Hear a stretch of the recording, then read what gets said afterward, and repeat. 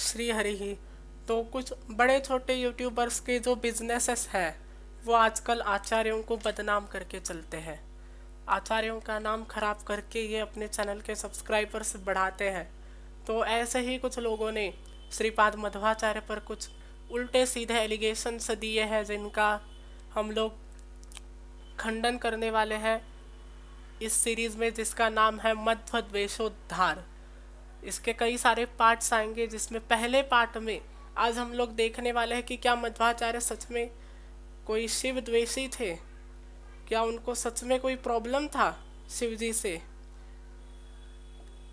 या उन्होंने जो है उसी को सबके सामने प्रेजेंट किया।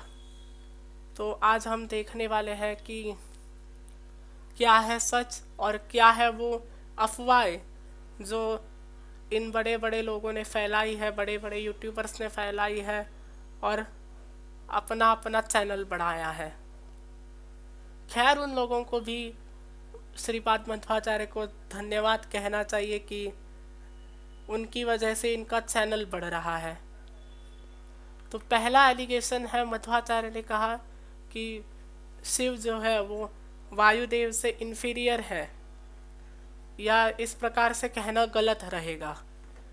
तो यहाँ पे ये सुबाल उपनिषद के 5वें खंड में लिखा है, अहंकार के अधिदेवता जो है वो रुद्र है।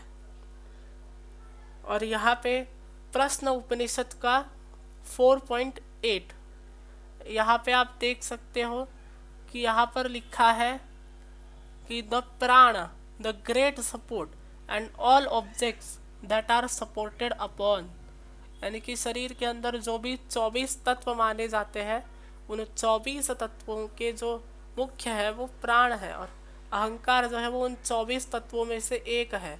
तो तात्विक दृष्टि से तो यही सही हुआ जो उन्होंने कहा।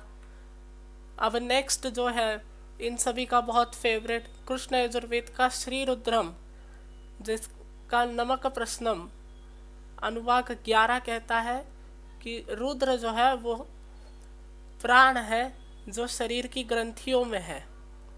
अभी यहाँ पे तो डायरेक्टली रुद्र को प्राण बोल दिया है, और जो जिनको समस्या है वो रेफरेंसेस को जाकर के चेक कर ले, सारे के सारे रेफरेंसेस ऑथेंटिक है, क्योंकि आजकल इंटरपोलेटेड इनऑथेंटिक कहने का बहुत ज़माना है, स्पेशली इन लोगों में। तो ये लोग जाकर के चेक कर सकते हैं। अब यहाँ पे दूसरा चीज़ है, मध्वाचार्य ने महाभारत तात्पर्य निर्णय में लिखा है कि वायुदेव ने समुद्र मंथन में विष पिया। अब ये बात इनको गलत लग रही है, तो यहाँ पे हिंट किया गया है ऋग्वेद के 10वें मंडल के 136वें सूक्त के 7वें मंत्र में।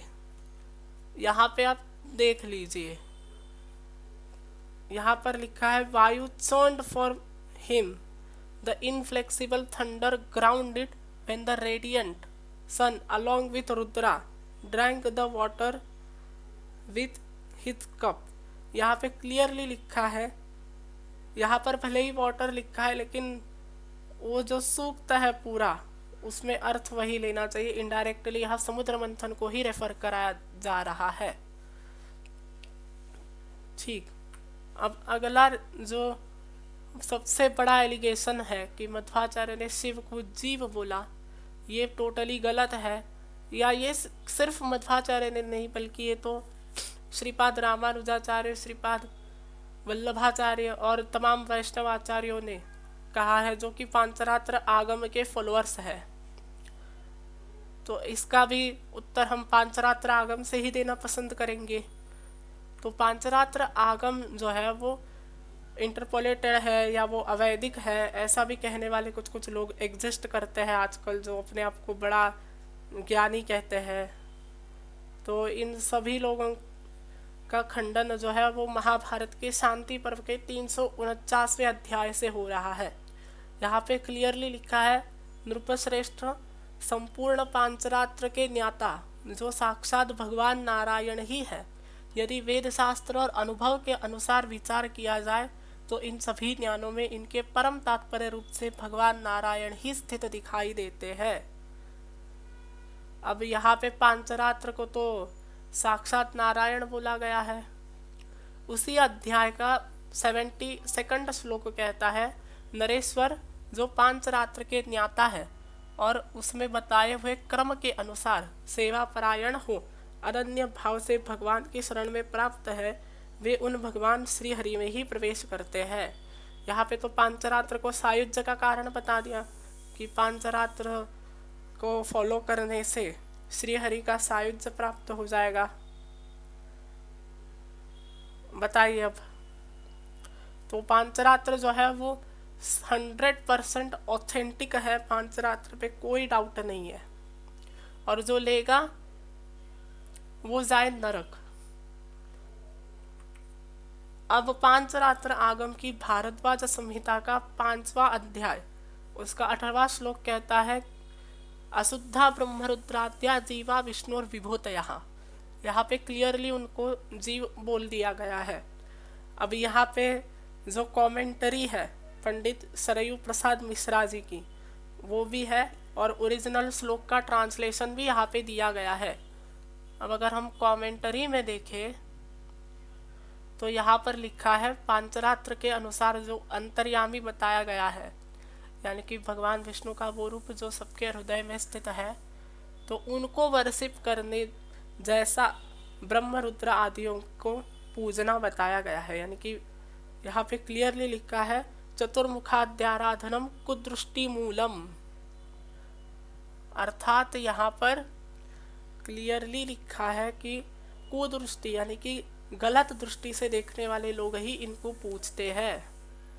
अब आगे यहाँ पर उसी भारद्वाज संहिता के 2 अध्याय का 4th श्लोक कहता है, ब्रह्म रुद्र दिगीसार तत्शक्ति प्रसवादयः नित्यम अभ्यर्चने वर्चः कामोपि स्यान्न तन्मुखः।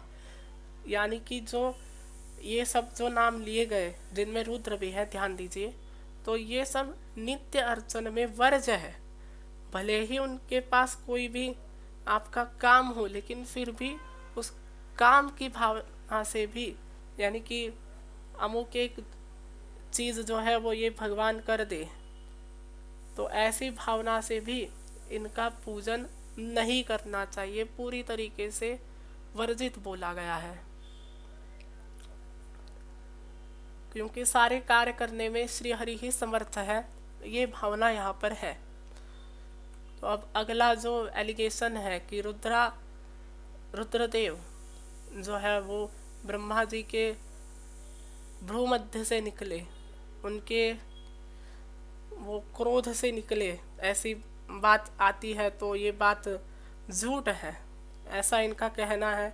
बहुत ही कॉन्फिडेंटली यहाँ पे ये झूठ इन्होंने बोला है, क्योंकि देवी भागवत जो कि शाक्त पुराण है वो ये बात कहती है। देवी भागवत के प्रथम स्कंद के 16वें अध्याय में यहाँ पर लिखा है, उनके क्रोध करने पर उनकी भौहों के मध्य भाग से रुद्र उत्पन्न होंगे। हे महामते, वे ही रुद्र घोर तप करके तामसी शक्ति प्राप्त कर कल्पांत के समय सृष्टि के संहार करता होंगे। तो यहाँ पे क्लियरली लिखा है। अब इस देवी भागवत पुराण को ही अगर एक्सेप्ट नहीं करना है तो ये इनकी गलती है, इनका पागलपन है, ये इनकी गलती नहीं है, इनका पागलपन है ये। अब अगला जो इन्होंने लगाया हुआ है एलिगेशन कि मध्वाचार्य ने कहा, शिव भक्तों को मत मारो, शिव भक्तों को मत मानो, शिव भक्त जो है वो नकली होते हैं और शिव का पूजन मत करो। तो यहाँ पे क्लियरली मैं बोल देता हूँ कि ये बात उन्होंने देश काल के अनुसार बोली, स्पेशली काल के अनुसार, क्योंकि उस वक्त जो वीर शैव लिंगायत आदि जो भी पाखंड चल रहे थे उनके कारण उन्होंने ऐसा बोला। और जहाँ तक की बात है कि उन्होंने ये कहा कि पूजन मत करो, तो अब हम दिखाते हैं, यहाँ पर क्लियरली देख लीजिए मध्वाचार्य के सर्वतंत्र सार संग्रह में, यहाँ पे ये पहला जो रेफरेंस आप ऊपर देख रहे हैं वो है पहले अध्याय के 19वें श्लोक में, यहाँ पे क्लियरली लिखा है लक्ष्मीधराभ्याम आश्लिष्ट स्वमूर्ति गणमध्यगः ब्रह्म वायु शिवा ही सवीपहि शक्रादिकैरपि। यानी कि जो लक्ष्मीधर से अश्लिष्ट यानी कि अलग नहीं है, उनसे एक ही है, लेकिन वो गण रूप से है।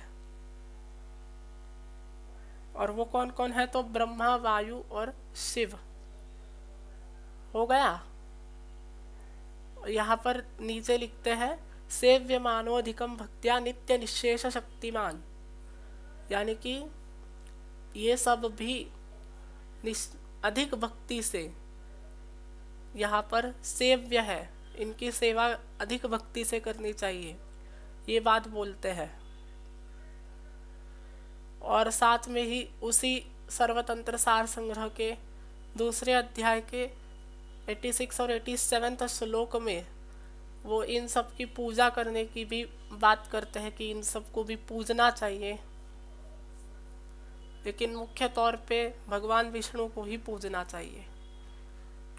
अब आगे यहाँ पे मैं कुछ कुछ भाग छुपा रहा हूँ और कुछ कुछ आगे के श्लोक में नहीं दिखा रहा हूँ।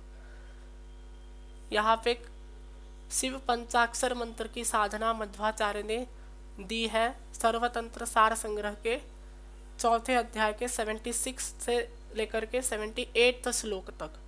अब अगर वो इतने ही बड़े शिव द्वेषी होते तो उन्हीं शिव के पंचाक्षर मंत्र की अर्चना करने वो क्यों बोलते, इस मंत्र की साधना करने वो क्यों बोलते? ये बड़ा सवाल है और इसका जवाब मुझे चाहिए। मुझे पता है मेरा वीडियो किसी ना किसी माध्यम से उन लोगों तक पहुंचने ही वाला है जो 50-50 हज़ार सब्सक्राइबर्स लेकर के बैठते हैं और इस प्रकार के उल्टे सीधे वीडियोस बनाते रहते हैं, है ना। और साथ में ही कर्नाटका का well popular temple Dharmasthala Manjunath temple, वो भी मध्व संप्रदाय के ही संत ने बनाया है। क्लियरली लिखा है the temple was reconsecrated in 16th century by Hindu Dvaita saint Vadiraj Tirth by the request of the then administrator of the temple। यहाँ पे लिखा है since the priests in the temple are Madhva Brahmins who are Vaishnava। Clearly देख लीजिए, अभी भी समस्या है और अगर है तो वो आपकी गलती है। अब यहाँ पे मैं आपको कुछ बातें पढ़ने के लिए बोलूँगा। सबसे पहले इनमें है शिव स्तुति जो कि नारायण पंडिताचार्य ने लिखी, पार्वती कल्याण पद्य जो कि दास श्रेष्ठ श्री पुरंदर दास ने लिखा, और भी कई सारे स्तोत्र और कीर्तन है जो कि मध्व परंपरा के संतों ने लिखे हैं, दास परंपरा के संतों ने लिखे हैं।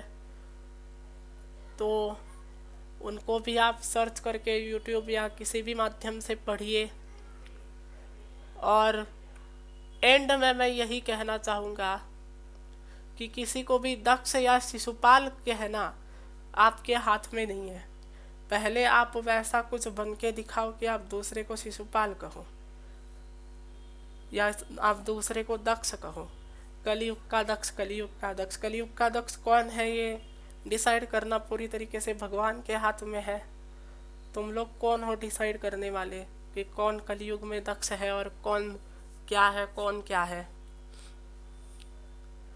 और ये सब जो भी बातें हैं जो यूट्यूब पे हो रही है, ये बातें पर्सनल में कितनी होती होंगी इसका तो कोई आइडिया ही नहीं है। और एक और बात का ध्यान रखिए कि आचार्य निंदक जो है वो किसी भी प्रकार से धर्म में मान्य ही नहीं है। जो भी शास्त्र पढ़ने वाले जो भी विद्वान हैं उन्होंने यही कहा है। और अब जो नेक्स्ट वीडियो आने वाला है उसमें हम जो आदि शंकराचार्य के रिलेटेड एलिगेशंस श्रीपाद मध्वाचार्य पर लगाए गए हैं उनका हम लोग समाचार लेने वाले हैं। एक तरह से उन सबको देख करके उनको हम डिबंक करने वाले हैं। तो please be waited for part 2।